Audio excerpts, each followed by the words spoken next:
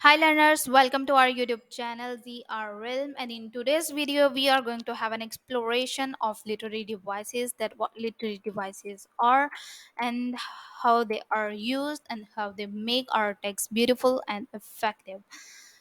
Literary devices are techniques that writers use to enhance their writing, convey meaning, and evoke emotion. Also, they add depth and layers of meaning to a text, making it more engaging and memorable.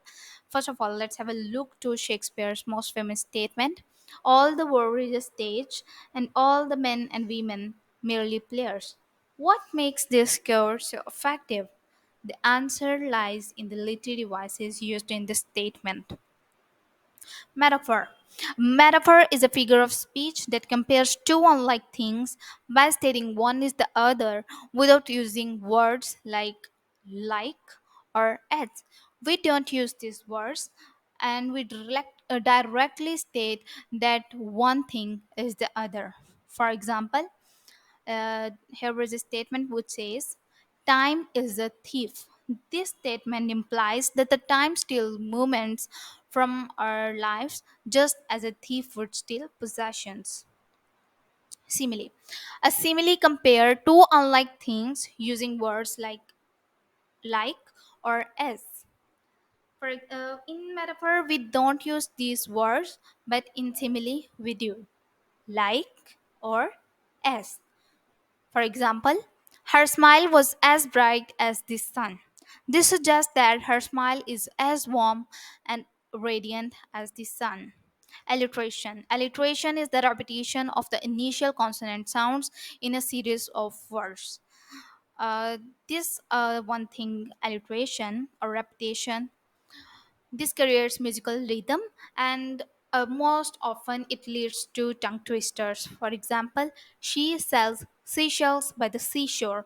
It is a famous tongue twister, and you can see that the repetition of the S sound creates a musical rhythm in the statement or the series of the word.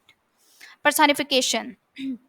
Personification gives human qualities to non-human things. As we know, non-human things, they cannot, or non-living things, they cannot move, they cannot speak, or they cannot do human-like things. But in personification, just to enhance our writing, we give human qualities to non-human things. For example, here is a statement which says, "The wind whispered through the trees." This suggests that the wind is capable of whispering like human, but in actual it is not. We all know that a wind, it cannot whisper, it cannot talk like humans do. Also, there was a most famous poem by William Wordsworth, which is Daffodils.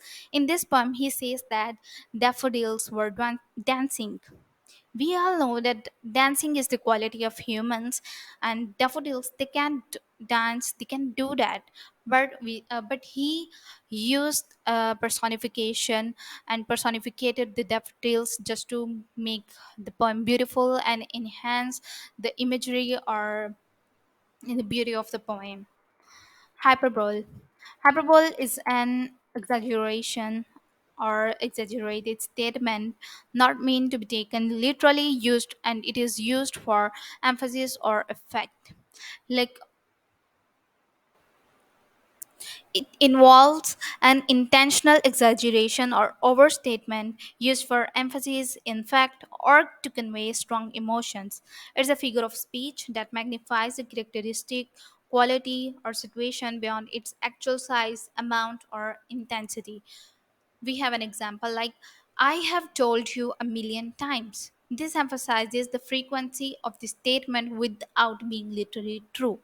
We know that we can say a thing a million times, but we use these words million times just to emphasize or focus on the thing that I have told you several times. Now, irony. Irony occurs when there is a contrast between expectation and reality. You say the thing which is literally opposite to the reality. There are three main types of irony that we'll study in some other video. These types of verbal, situational, and dramatic irony. Just to have an overview, we have example from verbal irony, like saying that What a beautiful day during a storm. By using this, the speaker's word contrast with the actual weather, which is stormy. And storm is not something beautiful. We all know that. Symbolism. Symbolism uses symbols, objects, characters, figures, or colors to represent abstract ideas or concepts. For example, in literature, a dove often symbolizes peace. Similarly, the rose in Shakespeare's Romeo and Juliet symbolizes love and passion. And there are many more examples of symbolism we can have from literature. The other thing is foreshadowing. Foreshadowing is a literary device where the writer gives a hint or clue about what will happen later in the story. For example, in Romeo and Juliet, Romeo says he prefers to die sooner than live without Juliet, which foreshadows their tragic end. Onomatopoeia. Onomatopoeia is the use of words that imitate the sounds they describe. For example, the bees buzzed in the garden. The word buzzed mimics the sound bees make. Now, let's think of what sort of the sound bees make. They make sounds like zzz, zzz. This is from where this word burst come. We have many more examples of onomatopoeia like splash, bow wow, and many more. Imagery. Imagery involves the use of vivid and descriptive language to create mental images for the reader. I think it is the most powerful device that writers use in their text to make it more beautiful or enhance it.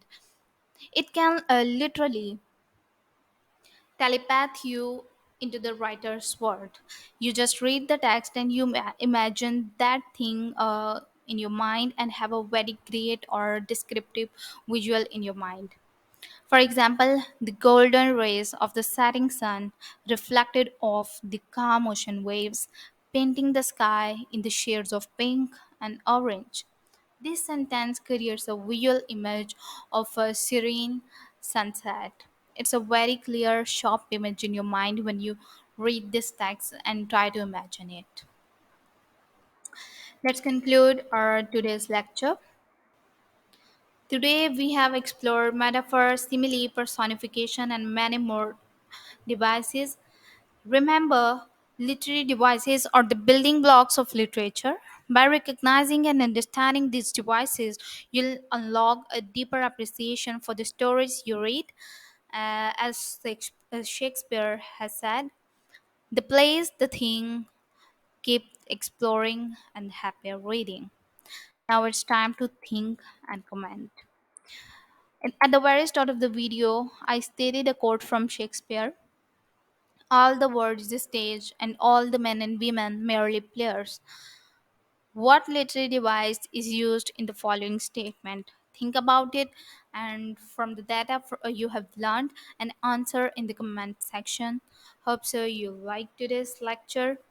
Thanks for joining me on this journey into literary devices. If you have any question or topics you would like to explore further, please leave them in the comments below. And don't forget to subscribe, like, and share our channel. Thank you very much.